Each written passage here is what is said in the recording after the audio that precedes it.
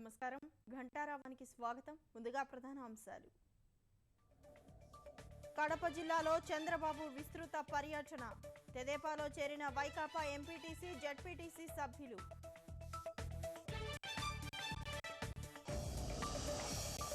ఉత్సాహంగా తెదేపా జన చైతన్య యాత్రలు పాలకొల్లు నియోజకవర్గంలో సైకిల్ తొక్కిన మంత్రి సుజాత